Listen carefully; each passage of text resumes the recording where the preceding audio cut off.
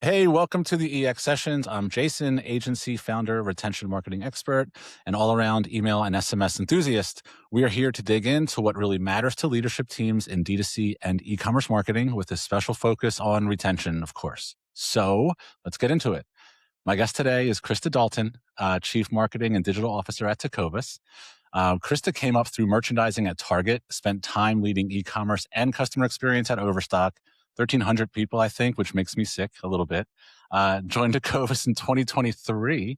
And then since then, she's helped scale the brand to, I think, well over 40 retail stores across the country now. Are we over Over 40? 50. Over 50? Okay. Led partnerships like the Yellowstone deal that changed how Tecovas really thinks about their upper funnel and pushed initiatives like the wide calf boots that came directly from listening to our customers. Describes herself as data obsessed and people first. And there's a quote of yours that resonates with me and I always think about when I think of you. And it's the West doesn't need more people. Maybe more people need the West. Krista, what's up, dude? I'm so happy you're here. I'm so happy to be here. It was so fun listening to you do like a read-in. Yeah, me and my AI friends did some research to make sure. But I think that a lot of times when I do these, I'm on the other side of this, and I'm always having to pretend like, yeah, we're friends with this person. But today we don't have to pretend, dude. Like you actually are somebody that I see all the time, and you are a CMO and person that I really respect. So I'm pumped you're here. I'm stoked to talk to you. I mean, I say I say no to a lot of these things. Like I don't know how to say that in a less braggy sounding way. But I was so excited to connect with you because I remember the first time I met you, it was like meeting somebody whose brain is complementary to yours and you stacked ideas in a way I'd never seen before and you made me think about things really differently. And it was like such a moment of like, oh, this person like gets it and challenges me. And I just really enjoyed it. So I'm really excited that you're gonna like bring that to a wider audience. I was looking for my angle in too because this is nonsense. Everybody wants to record themselves and what everybody loves, and I don't actually. So, I um, don't either. I'm always really nervous when these things come out and I'm like, "Oh, why would I do that?" I know, right? But I was thinking that to make it valuable, everywhere I go, I do see a large disconnect between people clicking buttons and actually coming up with the what's going to be deployed. And by the time it gets up to a leadership team, so much has been skewed and changed, and it feels like people are just they're attacking different goals without even knowing it. So the whole point of this is to try to bring those together. I still see myself as a CRM email manager. Like I'm always going to be the Right. person in program. So I love to just connect it. That's what this whole thing's about. Yeah, it's, the an old colleague of I and I used to get into like, it was kind of a silent joke between us, who could ask first, "What's the problem we're trying to solve?" Because again, when you run a 1,300 person team, people really polish things before it comes to you. And you can say that you're an accessible leader, you can set up skip levels as much as you want, but, the people with the problems don't really come to you until it's past the point of fixing or it felt that way sometimes. And then sometimes they'd come to you and they'd be like, "Here's what we're gonna stand up." And we'd be like, "What's the problem you're trying to solve?" Because they'd have this whole kind of convoluted list of like, here's the switches we're gonna pull and here's when it's gonna send. And it's like, oh, but and they forget to like explain the why. So it's a really big portion of like how I approach leadership in general is like, all right, just start with the problem you're trying to solve. Because in general, I don't care about the levers. I care about the result. And so if the team has a lever that they love, great. Let's see if it works. If it doesn't, let's pivot. Mm. That's great. Well, let's try to demystify some of this stuff because I think there's a lot of people in email SMS. There's freelancers out there. There's people like Teams of One, and they'll look at Yeah. a company like Tecovas and think, how does that happen? Like how is that output happening? So let's try to peel back the curtain a bit, and we'll just go with the first question. Where does your email and SMS team actually spend their time? So some examples could be reports, planning, creative. Where's the actual hour by hour focus? So what I loved about about this entire conversation is that you can like hold me accountable to where I think my team is because you've been working with us for now over a year. You could be like, "No, Krista." So do feel free to tell me. But in general, where I want the CRM team to be spending their time is split between strategy and planning. That's one bucket. the creative and storytelling, which is ensuring that the content of it. So they're not the creative team itself, but making sure that kind of the flow of everything works well. I'm hoping that they're not actually building email flows all the time, although they have taken like days to build one giant flow and adapting it, but thinking about the why they're building the thing and how it should be structured, I want that to be the majority of their time. So literally like 50 to 60% of the time spent on like the problem they're trying to solve, how they can do it, what they're doing, and moving through that process um, is how the team spends their time. Is that is that because like the flow itself is a lever and not a it's a an avenue? Yeah, in general, what I have found with my teams is if they're spending a lot of time tweaking minor things, they kind of lose sight of why they're doing it. And so it's more so that if you have a wrench and you're turning a wrench, it's the or measure twice, cut once mentality. And the measuring for me is the strategy of like, what does the flow, why does the flow look like this? Should it be one monolith? Should it be minor ones that flow into it? Should they, and then analyzing it and looking at it. It's That's fun. It's interesting because I always think like you as a CRM person, I think about like the reps you're taking and where are you spending your time and so the reps of being in platform and moving a flow around or thinking through a filter or thinking through all of that is fine. But Mhm. if it sounds like you're saying unless it's connected to an actual business logic use case, it's you're just turning a wrench. Yes. Sorry. Well, that's my Yeah. personal opinion. If you disagree, No. it's totally fine. I just also think that like CRM is so often misunderstood as the email and SMS people. We see this all the time with my team. The rest of the company leaves them out of like critical things that are happening because they're like, oh, well, we'll just send an email at the end. It's like, no, their job is customer relationship management. They help you strategize. Should we send an email? What should the response be? Should we be canceling and replacing this order versus refunding? Should we like that relationship with the customer and the actual like upstream decision making is what I want this team to be helping with. And yes, email and SMS drive a huge portion of our sales, and I want it to be even bigger portion because earned matters. But that's not the most critical use of their strategic arm. It's thinking about doing the right thing by the customer at every moment of our interaction with them. And if you do that right, you can expect the side effect of like a revenue boost just to happen organically because treating people right works. Gosh, it does. And like so many companies say that, and then you see them like make decisions where in the heat of the it's so easy to say, oh, okay, we're customer first, and then in the heat of the moment suddenly be, well, do we have to do like is the juice worth the squeeze like at the heat of the moment? And I'm very blessed that that's not true at Tecovas. Like the default here is much more so like actually do the right thing, which means a lot to me. Yeah, dude, the amount of ideas and initiatives I've seen just shot down because it didn't pass the filter of is this radically hospitable to our customers? And then just no, well then it's the end of the conversation. I've never come across that before. And I think it's an amazing way to keep work up to a standard without having to be micro about it. I'm really glad that you're saying that because like the my I've been at companies where, okay, let's just send another email. Okay, traffic's down. What do we have to do to juice it? And our CRM team here in particular is so protective of their inboxes, which I'm so grateful for because I think I've said before, like, I'm really honored that people give us space in their inboxes and on their phones. And our job is to make sure we earn and continue to earn that space and honor the fact that, like, they let us into that piece of their life. That's great.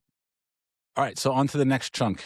And this one I'm actually really interested in because this is kind of like this is going to help me tomorrow at work. So, what stories do you want to tell your leadership about the email and SMS role? I'm sorry, about email and SMS and its role in the overall marketing arm of Tecovas. Yeah, I loved this question. It ties so into what I was just saying, which is CRM's role is customer relationship management. But the thing I most want the leadership team to know is that like CRM's job is to protect and build a storytelling with the customers. I'm going to tell an anecdote. Sorry.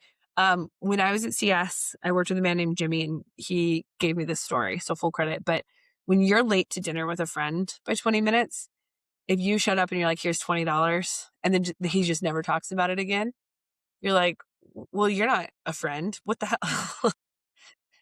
But if they came and said, hey, sorry, like my truck was late and gave you an explanation and built a relationship, that's how you build relationships. And he really taught me to translate that into CS as well. And I think CRM is such an extension of customer service and customer relationship building that for me, it's almost like emails and SMS are the lever to build a relationship rather than um, the end result or like the thing that we need. Hmm. I think that's refreshing because that's how I feel that marketing and customer service are one thing. I just feel like Mhm. more and more it's just one stream of, "Hi, I'm from Tecovas and I have boots, and everything we're gonna do to get you from this point to that point is a mix," you know? So I love that. Is there do you There's a think that there's Harris Poll data point for you on that one. I'll see if I can find the actual thing, but something like 80% of people say that customer service is a trigger for them to repeat purchase. oh, that doesn't surprise me at all, and I've always thought that when something goes wrong, collecting reviews of five-star experiences are great, but what I always loved more is a one-star experience with a reply that says, "Hey, they made this work," and all of a sudden, that's the review that I've always wanted more. This is my very favorite e-com stat. I'm very sure I've shared this with you, Jason, before, but I'm going to say it again. The number one way people sort reviews is by lowest to highest star rating. And they're like, well, I want to know. I have these two kids that are like jumping in here at my couches. I want to know if somebody hates it. 'Cause they're like, oh, it's um, not sturdy enough. Super important for me to know. But if they're like, oh, I wanted this to be my collector's item and it just didn't have the antique finishing I needed, it's like, great, it's going to be marked up. I don't care about what you hated about it. So it's like risk assessment. And that's the same way I feel about what you're talking about, which is like, what's the lowest NPS we got and why? And how did we as a company react to it? How do we react to a guy ranting at us over the weekend about his package being a day late? Like when we actually told him it was going to arrive another day later. And the answer was, for us at least, his experience, something about our communication didn't resonate with him. Like, we couldn't just be like, we told you it would be on Tuesday. It was, we're really sorry you expected this on Sunday. The transverse time is this. And then I went back to the ecom team and I said, hey guys, this customer didn't like absorb or something about our communication of the expected date didn't hit. Let's relook at why. Yeah, how did we present this? Where did we what can we what and even if you get to a place where you're like, "Well, look, this guy just doesn't pay attention to the outside world," Sometimes, sometimes. that's okay. Going through the exercise and getting there, that is the practice, and then and the Yeah. takeaways. Is there anything that comes when you think of platform and channel managers that they can do day to day to best enable you to tell that story to the people you have to report to? Yeah. I think, well, the two things that are always, I don't know if this is going to answer your question, but the two biggest problems that I run into with running email and SMS is they're so visible to the leadership team and everybody thinks they're an expert in it. I'm trying to be Oh, they my get colleagues emails. are You mean incredible at their jobs, to you be mean clear. they get the emails, you mean? Like, they get the Yes. emails and they see them. Oh, okay, yeah, yeah, okay. And they're like, "Oh, well, obviously you shouldn't have done this." And no one at my current company does this, by the way. They're really wonderful, but at my previous one they'd be like, "This email sent at this time and I think it should have been this different font." And it's like, "Thank you so much for your feedback. We did it because it's actually," and then you have to like get into, and so what I try to do at the very beginning, what my team really helps me with is arm myself with like, your experience with our CRM is going to be unique. You're a super user, fellow leaders. Here's the percent that are automated. Here's the percent that are um, creatives that we make in house, and kind of proactive being able to set out the strategy for the leadership team and saying like 55% of our revenue comes from automated emails. Like, you're going to care about these one-off ones and I get it, but I just need you to know my team's focus needs to be over here. So arming me with the data of the percentage that comes from each one, as well as having a clear roadmap is actually the best. Like, hey, what is our strategy with CRM? What are we trying to build? Having a two pager that like level sets for myself, other leaders, sometimes external partners, oftentimes at least the platform people, to say, this is what we want to build it with us. That always helps because that focuses the energy of people. Like, they're going to see it and they're like, okay, their goal was this. Is it towards that? And that way I get less feedback about your font colors or picture choices and more about you're trying to build a relationship with our customers and story tell about how our stuff is handcrafted in Lyon. This actually didn't come across. This made it seem like maybe it wasn't handcrafted. And then they get to actually feedback on my strategy versus um, not nitpicking because that is like dismissive of their input, but they focus on minor things versus focusing on are we achieving the larger goal?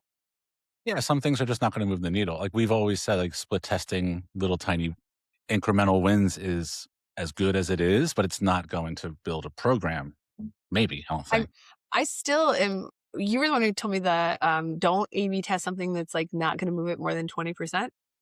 Yeah, And at this point, I I don't love A/B that rule. test unless it's in a personalized environment. Like, this is going to people who have bought boots before. This is going to people who've never bought boots before. I don't see the point in split testing anything because I can't even take the finding of the avatar back to anybody else It was a within the good team. learning for me when we were kind of falling back on the crutch of like, oh, creative really wants to do something and then a different creative wants to do something else. And we're like, we'll just A/B test it. And it was really a way of us not making a decision and then putting into place. A/B testing has this goal was actually very helpful for the creative team as well, because then they were like, okay, what do we really feel violently about? And then what do we actually want to achieve?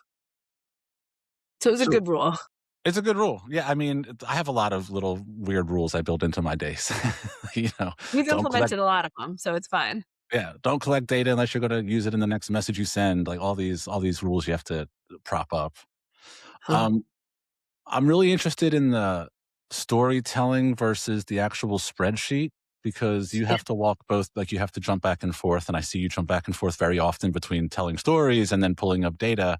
Um, so I'm wondering when it comes to email SMS specifically, are there 2 or 3 metrics or KPIs, and not even necessarily like benchmarks, but just in your mind, you're like, oh my God, what's our open rate? And maybe I could pull you off of that open rate cliff. But anyway, are there 2 or 3 metrics or KPIs that you think email and SMS Yeah. this? I Okay, on the macro level, you have introduced me to one that I love, which is RPR, Well, yeah. which I always think of as revenue per send, but per recipient is I the think it's the same word. thing. You can say RPS. I don't know how I think Klaviyo calls it revenue per recipient. So that's what I do.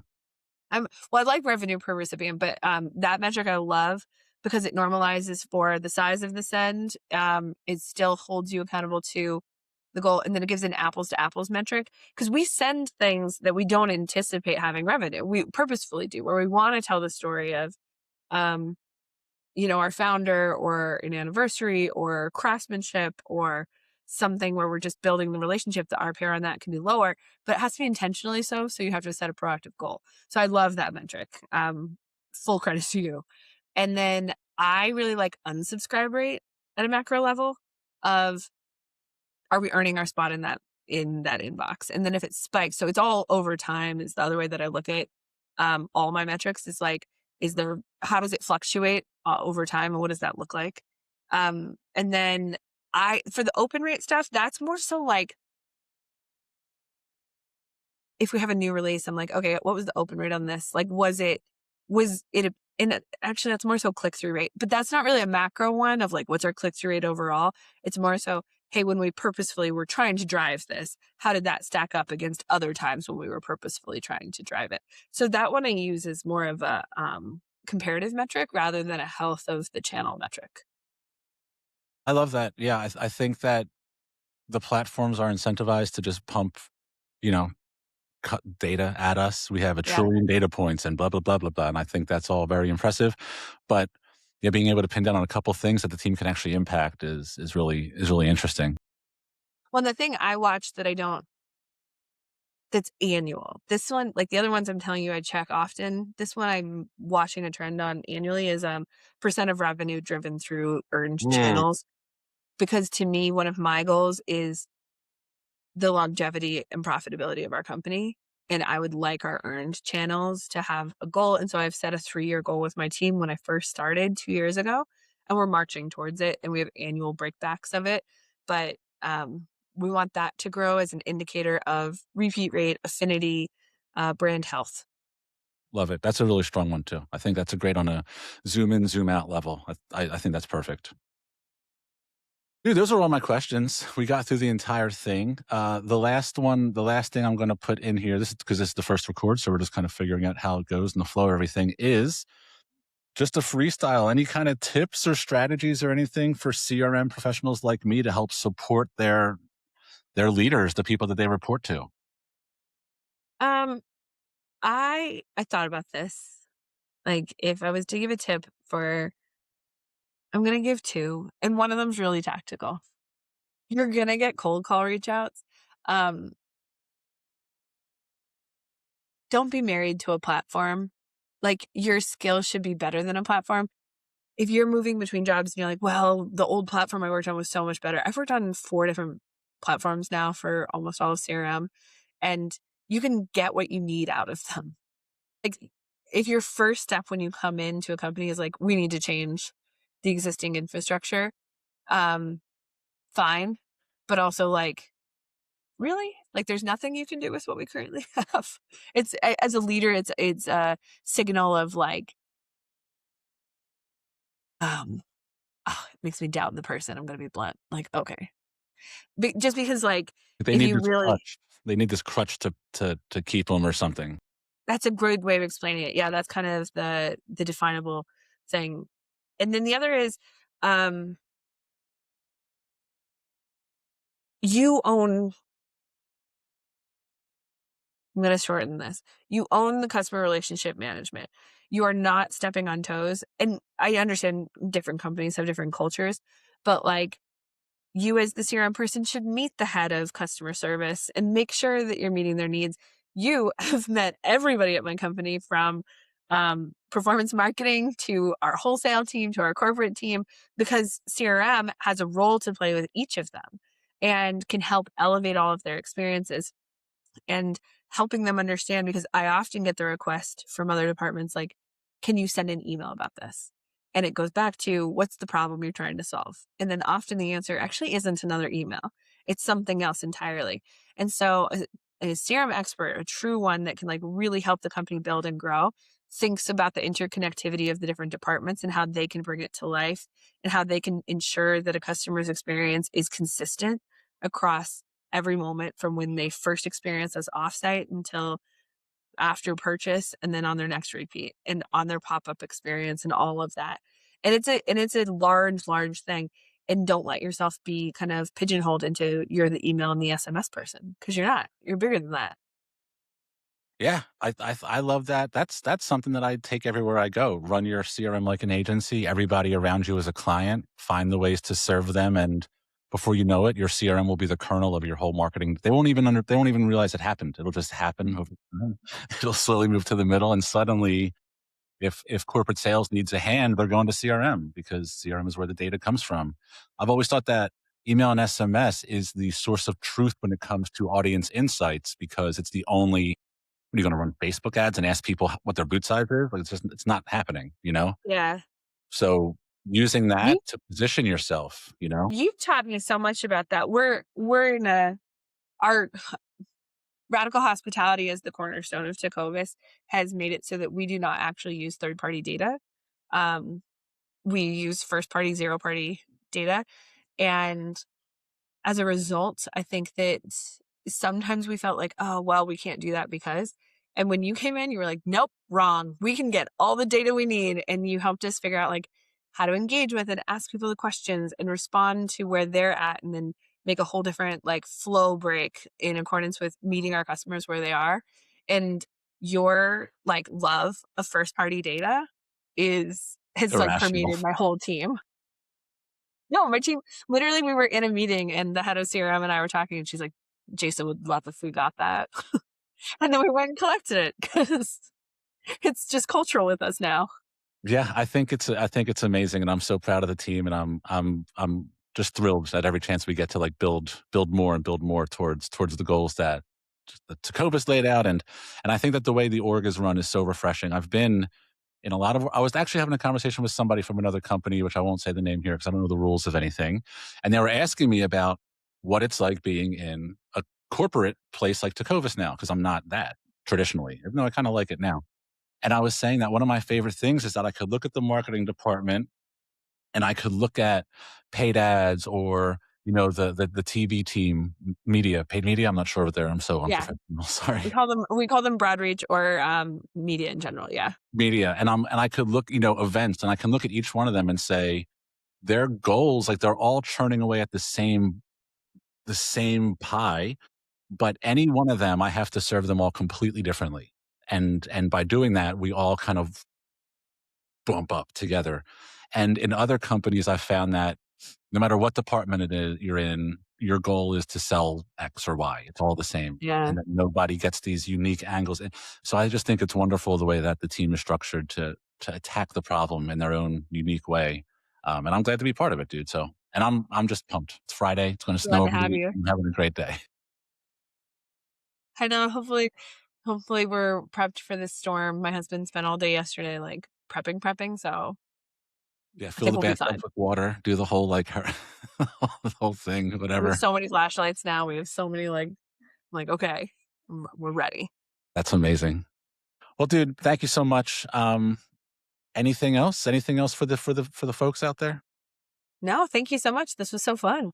All right. Well, have a great day. This was EX Sessions, I guess, trying to connect CRM team members with leadership and kind of break down some of those walls. And we'll be back in a month or so. Peace out. Thank you, guys.